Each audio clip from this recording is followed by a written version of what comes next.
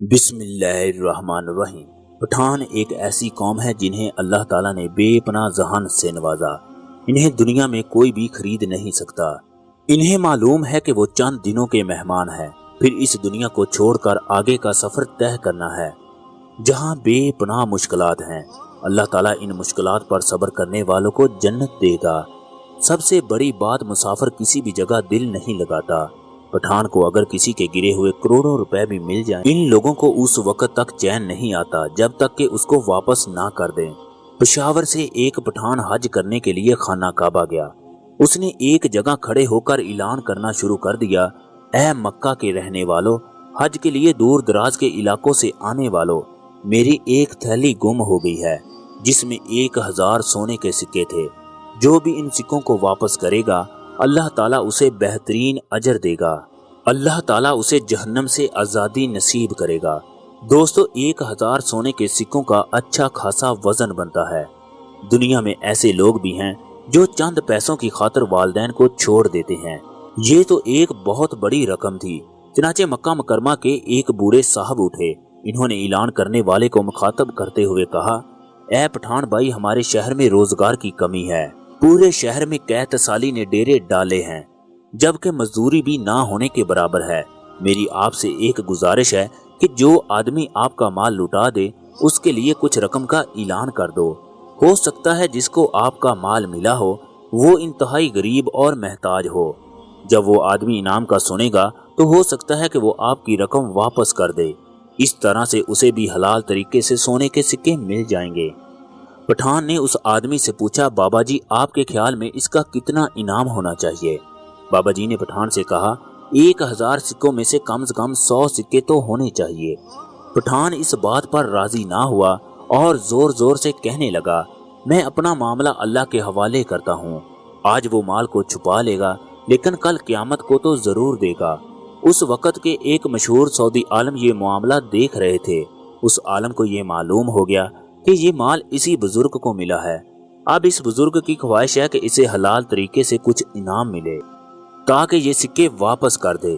سعودی عالم سوچنے لگا، ہو سکتا ہے یہ بزرگ محتاج اور فقیر ہو، اس لیے سعودی عالم بزرگ کا پیچھا کرتے ہوئے اس کے گھر تک جا پہنچا۔ اب سعودی عالم دروازے کے ساتھ کان لگا کر ان کی باتیں سننے لگا۔ اندر سے آوازیں آ رہی تھی۔ بابا جی اپنی اہلیہ کو کہہ رہے تھے، اے اللہ کی بندی، سکوں کا مالک مل گیا، لہٰذا اب یہ سکے مالک کو واپس کرنا ہوں گے۔ میں نے سکوں کے مالک کو انعام دینے کا کہا مگر اس نے انکار کر دیا۔ کئی دنوں سے فاقوں سے ستائی ہوئی خاتون نے تنگ آ کر جواب دیا، میں نے 30 سال آپ کے ساتھ غربت کی زندگی بسر کی۔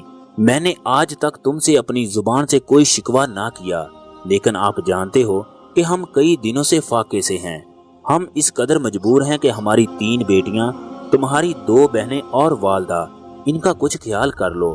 یہ مال جیسا بھی ہے آج خرچ کر لو، کل کو ممکن ہے کہ اللہ تعالیٰ تمہیں مالدار کر دے، پھر یہ تمام رقم اس کو واپس کر دینا۔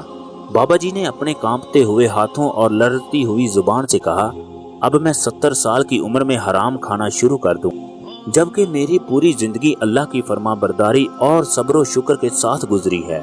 میں یہ حرام کام کسی بھی صورت نہیں کر سکتا۔ سعودی عالم کہتے ہیں کہ میں بابا جی کی یہ باتیں سن کر بہت حیران ہوا۔ اس کے بعد میں حرم میں واپس آ گیا۔ اگلے دن پھر فجر کی نماز کے بعد وہ پٹھان گمشدہ مال کا اعلان کرنے لگا۔ پھر وہی بابا جی اعلان سنتے ہی کھڑے ہو گئے، کہنے لگے، میں نے کل بھی آپ کو مشورہ دیا تھا، اگر 1000 سکوں میں سے 100 سکے نہیں دے سکتے تو کم از کم 10 سکے ہی دینے کا اعلان کر دو، تاکہ اگر کسی غریب کو مال ملا ہو اس کا بھی کچھ بھلا ہو جائے۔ اس طرح دوسرا دن بھی گزر گیا مگر پٹھان کو اس کا گمشدہ مال نہ ملا۔ تیسرے دن بھی فجر کی نماز کے بعد پٹھان نے گمشدہ مال کا اعلان کیا۔ اب وہ بابا جی کھڑے ہو گئے۔ انہوں نے کہا، میرے مسلمان بھائی، میں نے پرسوں آپ کو 100 سکے دینے کا مشورہ دیا، کل 10 سکوں کا مشورہ دیا، مگر آپ نے انکار کر دیا۔ چلو آج 1 سکے کا ہی اعلان کر دو۔ ممکن ہے کہ جس غریب کو مال ملا ہو وہ انتہائی غریب ہو، اس کے گھر میں کئی دنوں سے فاقے ہوں، تاکہ وہ 1 سکے سے اپنے اہل و عیال کے لیے کھانے کا بندوبست کر سکے۔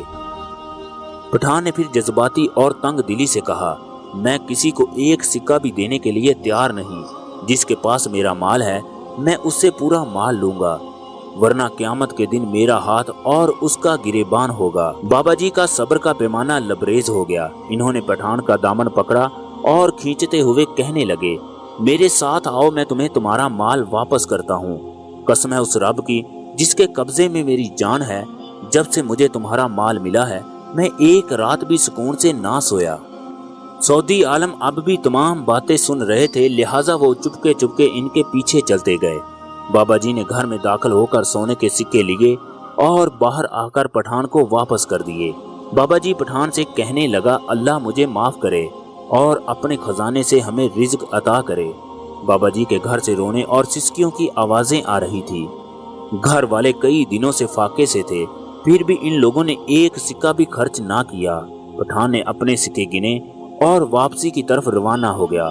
ابھی کچھ ہی فاصلہ طے کیا تھا کہ وہ دوبارہ بابا جی کے گھر کی طرف پلٹا اور بابا جی کو آوازیں دینے لگا، اے ابو گیاس، میرے والد کا انتقال ہوا، انہوں نے 3000 سکے چھوڑے تھے، وصیت کے مطابق تیسرا حصہ مسکینوں اور یتیموں میں خرچ کرنا تھا۔ میں اپنے ملک سے 1000 سکے یہاں لایا تاکہ مکہ کے مسکینوں میں تقسیم کر سکوں، اسی وجہ سے میں نے نہ 100 سکے دیے، نہ 10 سکے دیے اور نہ ہی ایک سکہ دیا۔ مجھے پتا چل چکا تھا کہ مکہ میں آپ سے زیادہ کوئی غریب نہیں، اس لیے میں یہ مال آپ کو دیتا ہوں۔ دوستو، جس دل میں اللہ کا خوف ہو اسے دنیا کی کوئی بھی طاقت خرید نہیں سکتی۔ اس کے دل میں اللہ کا خوف اور ڈر ہوتا ہے، وہ جانتا ہے کہ کل مجھے اللہ کے حضور پیش ہونا ہے، وہاں کوئی بھی عذر نہیں چلے گا، اللہ تعالیٰ ذرے ذرے کا حساب لے گا۔ اس دن انسان کے تمام اعضاء پکار اٹھیں گے، میں نے فلاں کی چوری کی، میں نے فلاں کے ساتھ یہ کام کیا۔ اللہ تعالیٰ ہم سب کو نیک عمل کرنے کی توفیق عطا فرمائے۔